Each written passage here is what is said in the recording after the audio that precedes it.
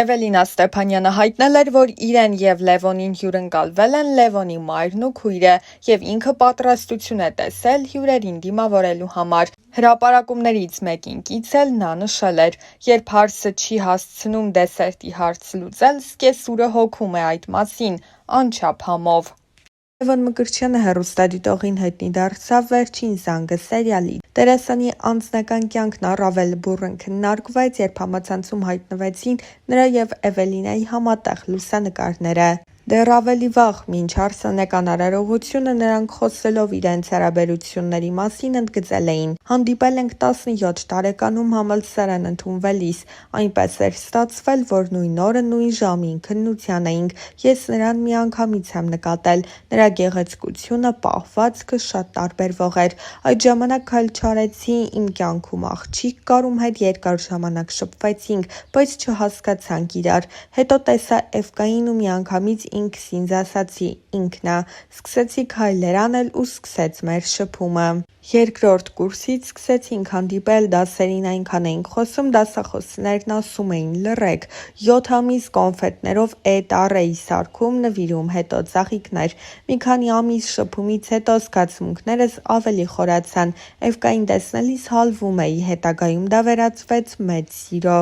Ինձ մոտ սեր էր առաջին հայացքից։ Գաղտնիք չէ, որ Լևոնը շատ հմայիչ տղամարդ է։ Սիրտս չդիմացավ նրա հմայքին։ Մինչև նրան հանդիպելը ունեի ոսկե կանոն՝ չընտրել դերասան տղամարդու որպես կյանքի ուղեկից։ Միշտ մտածել եմ, որ դերասանները շատ էմոցիոնալ ու խոցելի են, իսկ ես իմ կողքին պատկերացրել եմ ամուր տղամարդ։ Բայց Լևոնը կոտրեց իմ հորինած ստանդարտները։ Ամբողջ համալսարանում Լևոնը միակն էր, որ գրավեց ինձ։ Տարվեցի նրանով։ 7 տարի ընկերություն ենք արել։ Ամեն ինչ տրամաբանորեն ընթացել է։ Սկզբում ուսանողներ էինք, հետո Լևոնը գնաց բանակ, հետո կարիերա և հիմա եկել է այդ պահը։ Լևոնն այն տղամարդկանցից է, որ պիտի ամուր կանգնի իր ոտքերի վրա և պատասխանատվություն կրի իր ընտանիքի համար։ Տունն էլ բարեբախտաբար արդեն ունենք, պատրաստ ենք ամուսնության։ ԶԱԳՍ-ում ամուսնությունը գրանցել ենք 1 տարի առաջ։ Մեր տունը գնելու համար դա անհրաժեշտություն էր։ Հարսանիքը շուտով։ Երբ որևէ բան շատ ես ուզում, տվյալ նպատակին հասնելու գործընթացն ավելի հաճելի է, քան բուն նպատակը։ Երբ հասնում ես նպատակակետին, այդ ամենը դառնում է անհետաքրքիր։ Ինձ համար ռոմանտիկ հարաբերությունների շրջանը հետաքրքիր էր, բայց հարաբերություններ սկսելուն պես հասկացա, որ դա ինձ այս պահին պետք չէ։ Լևոնը որոշեց, որ բաժանվում ենք։ Մտքիցս հանել էի, որ հնարավոր է միասին լինենք։ Մի քանի ամիս անց Լևոնը նորից սկսեց քայլեր անել, որոնք ինձ հունից հանում էին, նույնիսկ տհաճ էին։ Գալիս էր հետևիցս, ժամերով կանգնում էր լսարանի առաջ։ Հետո ամեն ինչ շատ սահուն ստացվեց։ Չհասկացա որ կետում ինձ մոտ ամեն ինչ փոխվեց։ Ժամանակի ընթացքում հասկացա, որ միմյանց համար ենք ստեղծված։ Շատ երկար պայքարեցի Էվկայի սիրո համար։ Մի օր ուղղակի նայեցի աչքերին ու հայացքից հասկացա, որ ինքը իմն է։ Էվկան այդ օրը ոչինչ չի ասել, բայց ես անընդհատ նրան ասում էի՝ կամ իմն ես լինելու, կամ ոչ ոքինը։ Շատ բարդ փուլեր և խնդիրներ ենք ունեցել, որոնք ես հաղթահարել եմ ենթագիտակցորեն մտածելով, որ Լևոնն իմ մարջն է։ Աղջկա և տղայի կազմած ընտանիքին ոչինչ չպետք է խանգարի։ Օրինակ, ես պետք է նկատեմ, որ փոշիկը ու ասեմ՝ Էվկա, ինչու չես մաքրել։ Եթե մայրս ասի, կոնֆլիկտ կլինի։ Սկեսուրս Ռուսեն ա բացառիկ մարդ է, մենք ընկերներ ենք։ Թե իմ, թե Լևոնի ընտանիքն ասացին՝ դուք առանձին ապրեք, մենք բոլոր հարցերով ձեր կողքին ենք։ Այդ առումով շատ բախտավոր ենք։ Ես սիրում եմ մեծ ընտանիք, սիրով կապրեի մեծ ընտանիքում, բայց Լևոնի մաման առաջիններից էր, որ ասաց՝ պետք է առանձին ապրենք։ Էվկային չեմ թողնում կարդա բացասական մեկնաբանությունները, ինքս չեմ կենտրոնանում դրանց վրա։ Եթե ես հիմա նայեմ հետ ու կենտրոնանամ դրանց վրա, առաջ չեմ գնա։ Դա մարդկանց սուբյեկտիվ կարծիքն է։ Հասկանում եմ, որ Լևոնը հմայիչ է և շատ աղջիկների համար իդեալ։ Շատերն իրենց պատկերացնում էին Լևոնի կողքին,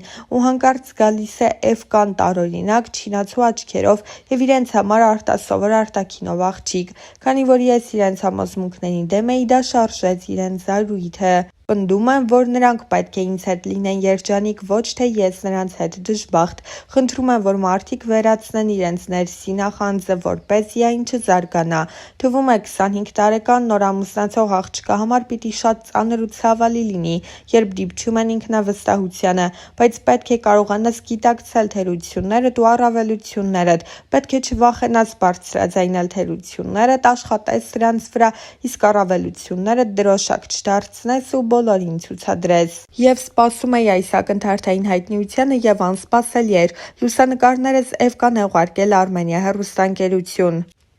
Երբ իմացա, շատ բարկացա։ Հիասթափվել էի մասնագիտությունիցս, հատկապես ծառայությունից հետո, չէի զբաղվում դերասանությամբ, մտածել եմ հեռու մնալ այնպիսի բովանդակությունից, որն ինձ չի գրավում։ Դերասանությամբ չզբաղվելու պատճառներից մեկն այն էր, որ քյարթու էի։ Հիասթափվեցի մասնագիտությունիցս նաև այն ժամանակ, երբ շատերի նկատմամբ եղա մաքուր, ազնիվ ու նվիրված, բայց խաղընկերներիցս նույնը չստացա։ Լևոնին սկզբում ու Թորյա նկարահանումներ էին նշանակել, այդ պատճառով համաձայնեց։ Նկարահանման առաջին օրը զանգում ասում է, որ երկարաժամկետ նկարահանում են առաջարկել։ Ասում եմ հիմա ոչինչ մի պատասխանիր արի, քննարկենք, որոշենք։ Լևոնն ունի դերասանին հատուկ խարիզմա, խոսք եւ այլ կարողություններ, որոնք աստիճանաբար զարգանում են։ Նրան բեմում տեսել եմ, կրկնակի եմ սիրահարվել։ Համոզեցի Լևոնին, համաձայնեց։ Առհասարակ հայկական սերիալներ չեմ նայում, բայց վերջին զանգը առաջին սերիայից նայել եմ։ Երբ լավ տեսարան է խաղում, ասում եմ սուպեր։ Բոլոր դրվագները քննարկում ենք, լավին ասում եմ լավ, վատին վատ։ Փոքրուց միշտ մտածել եմ, որ դերասան եմ դառնալու։ Կանգնում էի հայելու դիմաց ու Ջոնի Դեփի միմիկաներն էի կրկնօրինակում։ Միշտ մտածել եմ, որ պետք է մակարդակ ցույց տամ, իմ խաղով կրթեմ մարդկանց, թե ֆիլմը, թե թատրոնն ինձ համար կրթօջախ են, որտեղից մարդիկ ինչ-որ բան են սովորում։ Աշխատում եմ ավիաընկերությունում, գնում եմ օդանավում վաճառվող ապրանքները։ Եկամտաբեր աշխատանք է, որը ժամանակի ընթացքում սկսել եմ սիրել։ Երբ Լևոնին սպասացնում եմ, որովհետև փորձի էի, ու հիմա իր դեմքը խնդրում եմ ուշադրություն։